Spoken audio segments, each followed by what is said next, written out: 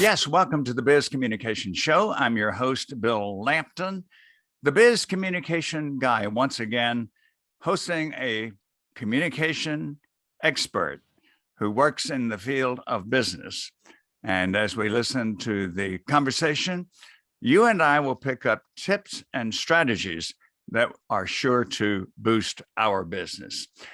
Today, it's a pleasure to welcome Pam Weston to the Biz Communication Show. Pam is a CEO and owner of Progress Partners, a St. Louis-based consulting firm. She has worked with chief executive officers, company presidents, and their teams, including Fortune 500 companies, in a wide range of departments and industries.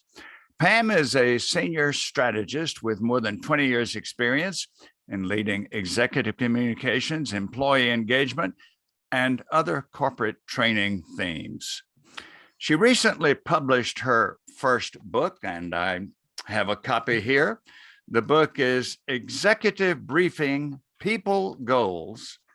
And she published this book because she's passionate about building productive workplace relationships. She offers constructive, easy to implement strategies, which we'll hear about now. We're privileged to welcome Pam Weston to the Biz Communication Show. So join me in welcoming her. Hello, Pam. Hello, thank you for the invitation. Delighted to have you here to talk with us today. And I noticed that you've worked, of course, with a wide variety of companies across several different industries.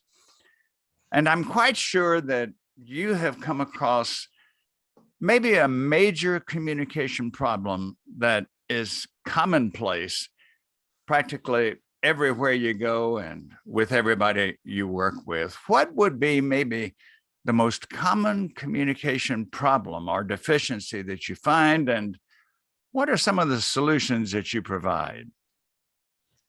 Yeah, so that's a great question. So in looking at the workplace, I would say that employee engagement is one of the biggest business imperatives that organizations continue to struggle with.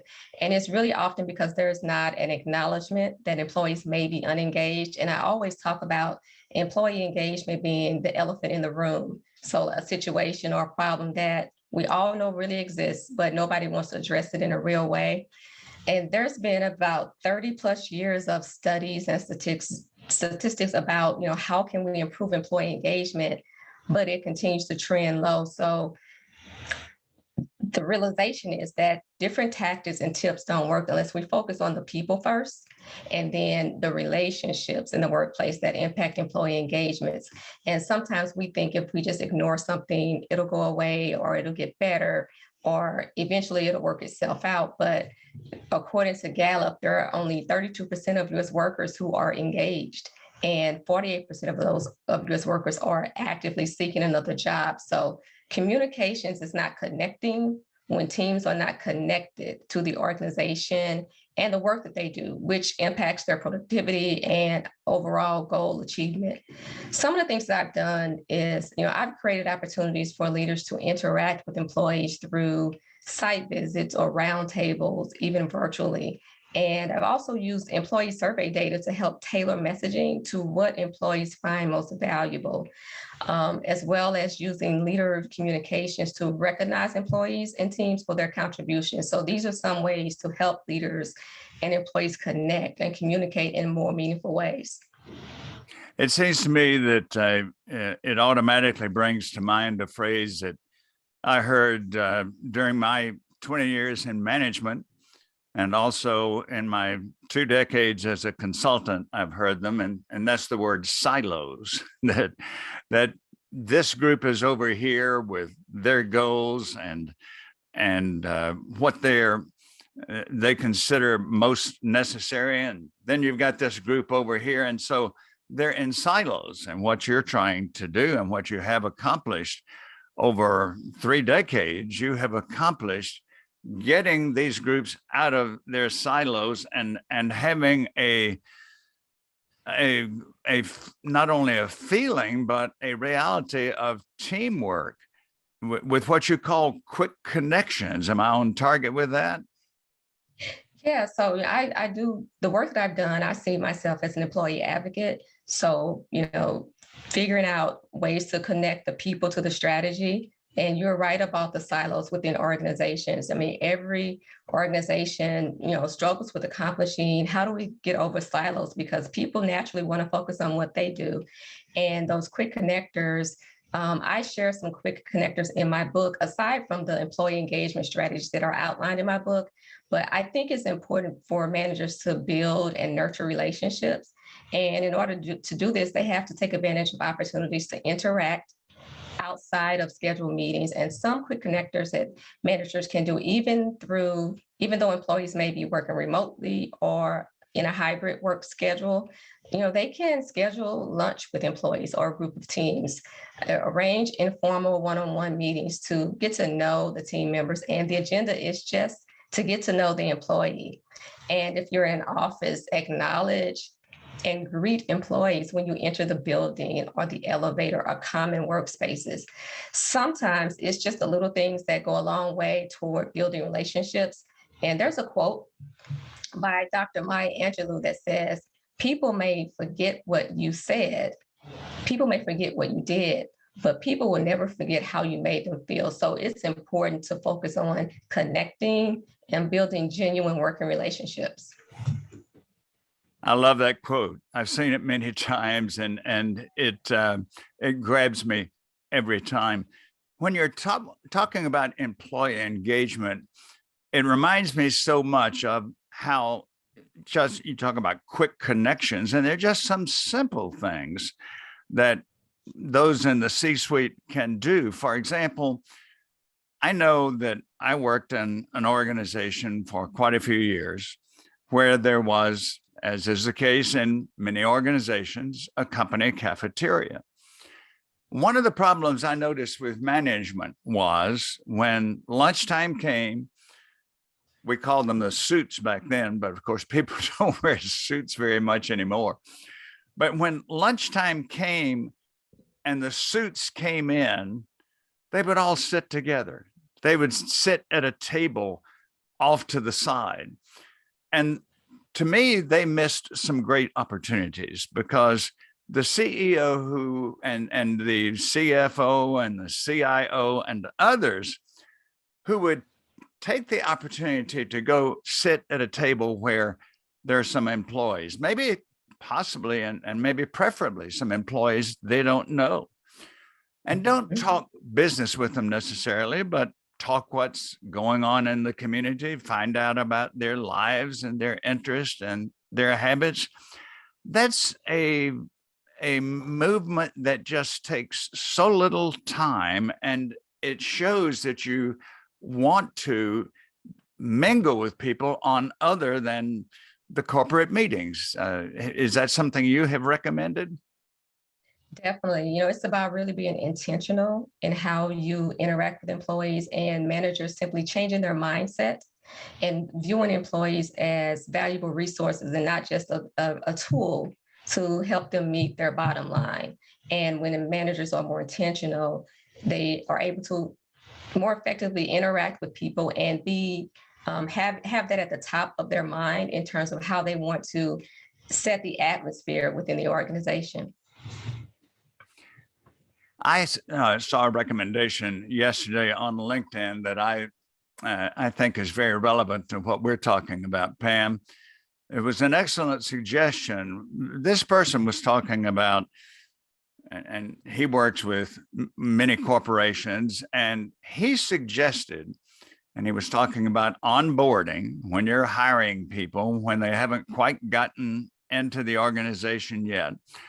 I loved his suggestion. He said the CEO, not when they get there, but a week ahead of time or so, send them a handwritten note of welcome, individualized. Of course, if it's handwritten, send that to their home address a week ahead of time. And then think of what that does to a person before they even set foot on the grounds of the workplace, that the CEO, maybe with hundreds of employees and with many new ones coming in all the time, has taken the time to do that.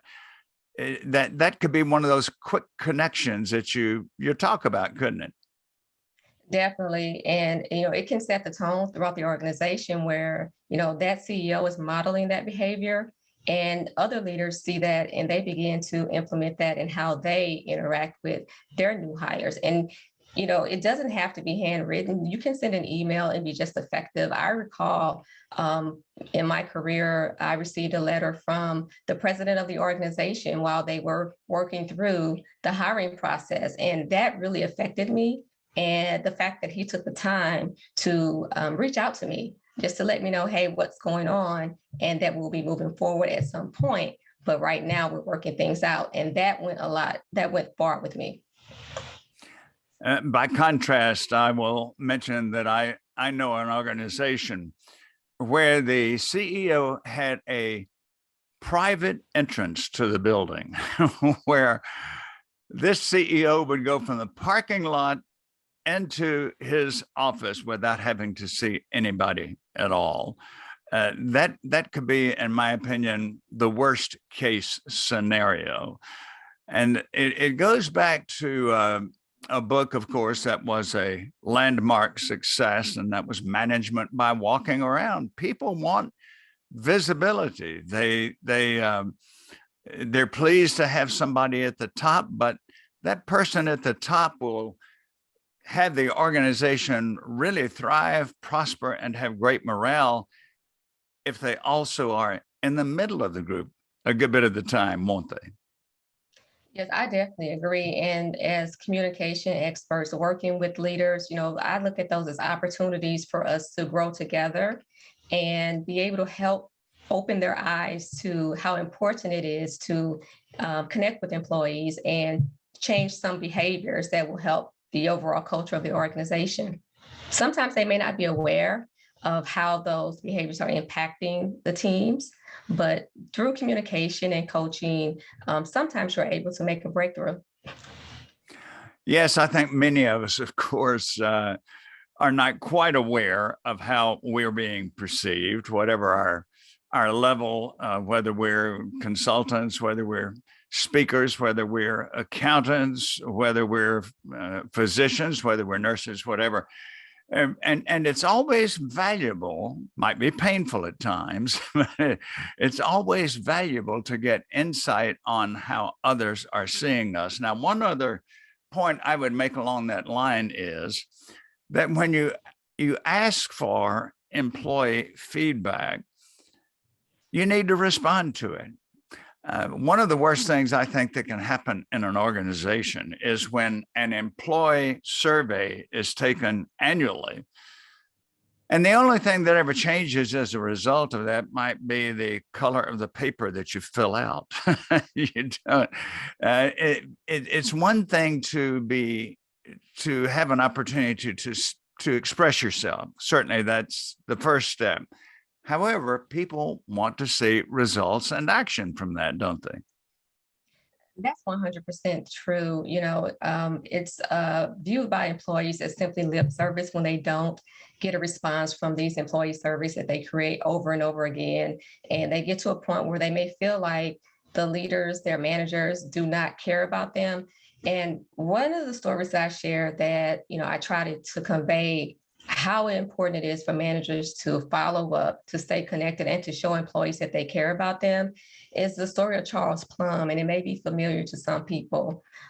He was a fighter pilot in Vietnam, and before he eventually was shot down, he completed 75 missions, but he was able to eject, and he ended up in a Vietnamese prison for 6 years.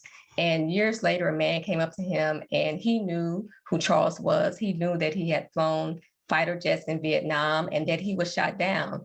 And Charles was really confused and asked, how do you know me? And how do you know about all of that? And the man replied, I packed your parachute. Charles said to him, if your chute hadn't worked, I wouldn't be here today.